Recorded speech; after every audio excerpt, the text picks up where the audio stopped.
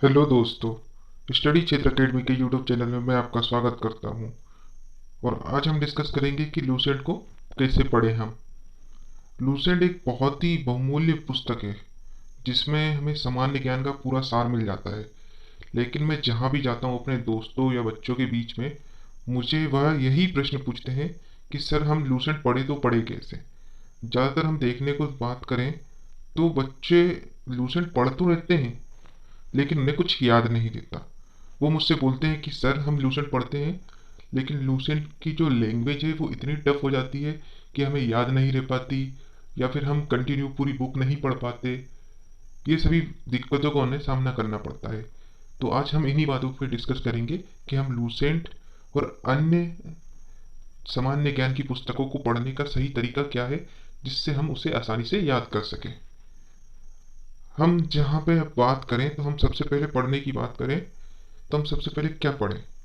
तो हमें क्या करना है, जैसे हमने लूसेंट बुक को उठाया और हम पढ़ने बैठे और हमें पहला पेज पढ़ते हैं तो हमें कुछ टफ सी लैंग्वेज देखने को मिलती है। और उस टफ लैंग्वेज में आप लोग बह जाते हैं और एकदम परेशान हो जाते हैं, और फिर आप किताब को बंद करके एक साइड में पटक देते हैं। ऐसा नहीं करना है मेरे बच्चों। आपको क्या करना है, आपको आपका फेवरेट टॉपिक चुनना है। सबसे पहले हम क्या करेंगे, अपना सबसे पहले आप अपना फेवरेट टॉपिक चुन लेंगे। और फेवरेट टॉपिक चुनना है आपको, और फेवरेट टॉपिक चुनने के बाद क्या करेंगे, उस टॉपिक को उठाइए और पूरे अच्छे से पूरा लूसेंट से पढ़ लीजिए। उसे पढ़ने के बाद एक बार आपने पढ़ लिया तो एक बार पढ़ने से तो कुछ भी चीज़ याद नहीं होती है, ये बात आप सभी जानते हैं। हमें सिर्फ पढ़ना है, रटना नहीं है कुछ भी चीज़। जैसे हम बचपन में बुक्स पढ़ते आ रहे हैं, बचपन में मैडम हमें क्लास में खड़ा करके बुक रीड कराती थी। वो किस लिए कराती थी, उसकी एक वजह होती थी। वही वजह हमें यहाँ पे भी समझ में आएगी। यदि हम एक ही चीज़ को बार बार रीड करें और उसके हम कुछ प्रश्न लगाने लगें तो हमें वो याद होने लगती है। तो वही तरीका हमें यहाँ अपनाना है। और इसीलिए हमें सबसे पहले हमारा फेवरेट टॉपिक होता है। फेवरेट टॉपिक इसलिए क्योंकि उसमें आप पढ़ने में इंटरेस्ट भी रहेगा और आप एटलीस्ट उस टॉपिक को कंप्लीट कर पाएंगे। और एक दिन में आप एक टॉपिक उठाइए और रेगुलर ऐसा कीजिए, जिससे क्या होगा कि आपको धीरे धीरे आपकी बुक कंप्लीट होने लगेगी और आपको याद भी होने लगेगा। डेली आप एक टॉपिक लगाइए, और टॉपिक लगाने के बाद क्या करना है आपको, तो टॉपिक लगाने के बाद आपको प्रैक्टिस क्वेश्चन लगाने हैं।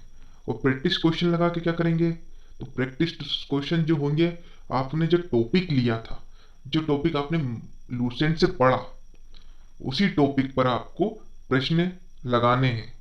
इससे क्या होगा, तो इससे अभी मैंने आपको बताया कि उसी टॉपिक के प्रश्न लगाओगे तो आपके दिमाग में यह चीज बैठेगी कि एग्जाम में किस तरीके से इस टॉपिक से प्रश्न पूछे जा सकते हैं, और आपका इंटरेस्ट उस टॉपिक की ओर और ज़्यादा बढ़ जाएगा और आपको कुछ कुछ बातें ऑटोमेटिकली याद हो जाएंगी। तो ये चीज़ भी ध्यान रखिएगा। और डेली प्रैक्टिस क्वेश्चन लगाइए। अब मेरे से बच्चे पूछते हैं सर प्रैक्टिस क्वेश्चन तो लगाएं, लेकिन बहुत से बच्चे क्या करते हैं कि 10 प्रैक्टिस क्वेश्चन लगा लेते हैं, 20 प्रैक्टिस क्वेश्चन लगा लेते हैं और 30 लगा लेते हैं और बोलते हैं कि सर हो गया, अपने आप को सेटिस्फाई कर लेते हैं। लेकिन बेटा ऐसा नहीं है। आज का दौर कंपटीशन का दौर है और आपको बहुत ज़्यादा कंपटीशन करना पड़ेगा। आपको डे में मिनिमम मैं बात करता हूँ, एक टॉपिक्स आप अगर पढ़ रहे हो तो या तो आप ज्योग्राफी पढ़ रहे हो, या आप राज्य व्यवस्था पढ़ रहे हो, या आप हिस्ट्री पढ़ रहे हो। आप कुछ भी पढ़ रहे हो, कोई भी सब्जेक्ट पढ़ रहे हो, आप डेली में मिनिमम कम से कम 300 क्वेश्चन तो लगाइए ही लगाइए। इससे क्या होगा, तो इसकी वजह भी मैं आपको बता देता हूँ। आप 300 क्वेश्चन वह लगाइए जो प्रीवियस ईयर एग्जाम में पूछे गए हैं। इससे आपको फायदा होगा। वो फायदा यह होगा कि एग्जाम में जो क्वेश्चन पूछे जा रहे हैं वो आपके सामने दिखाई देंगे और आपको यह पता लगेगा, यह जानकारी मिलेगी कि एग्जाम में किस प्रकार के प्रश्न पूछे जाते हैं। और यह जानकारी बहुत ही महत्वपूर्ण होगी। इस चीज़ों से आपकी नॉलेज बढ़ेगा। और अधिकतर एग्जाम में हमें रिपीटेशन क्वेश्चन देखने को मिल ही जाते हैं, तो वह क्वेश्चन भी आपको याद हो जाएंगे। और यदि आप एक आकलन करें तो आप एक दिन में 300 क्वेश्चन लगाते हैं, तो आप 10 दिन में कितने क्वेश्चन लगाएंगे? 3000।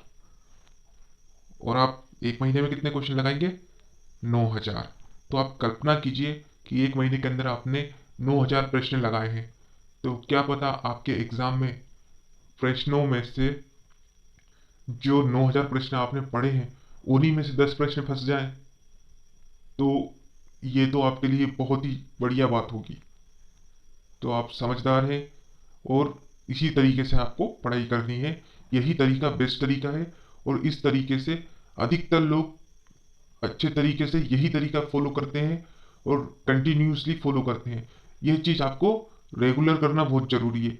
यह चीज़ एक दिन करके कुछ नहीं होगा। आप सोचोगे कि एक दिन पढ़ लिया, 2 दिन पढ़ लिया, 10 दिन इस चीज़ को कर लिया, तो नहीं बेटा, इससे कुछ नहीं होता है। आपको यह चीज़ दोहरानी पड़ेगी जब तक आपका सिलेक्शन नहीं हो जाता, तब तक। क्योंकि यदि आप एक महीना पढ़ते हो और एक महीने बाद छोड़ देते हो, तो आपका लेवल जो होता है एक इक्वल रहता है, बीच में रहता है, मान के चलिए।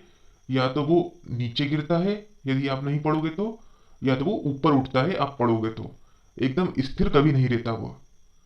तो बेटा, पढ़ने की आदत डाल लो। कंपटीशन बहुत ही ज़्यादा हाई है और अब तो कोरोना काल के वजह से वैकेंसी भी बहुत ही कम हो चुकी है। इससे पहले भी वैकेंसीज नहीं आ रही थी। तो पढ़ना स्टार्ट कर दीजिए। अब हम मिलेंगे अगली वीडियो पे। और आपको इस टॉपिक के बारे में कुछ और भी जानना हो तो मुझे कमेंट सेक्शन में कमेंट करके बता दीजिएगा, जिससे मैं आपकी हेल्प कर सकूं पढ़ने के तरीके में। ठीक है फ्रेंड्स, अब मिलते हैं हम अगली वीडियो में। Bye bye.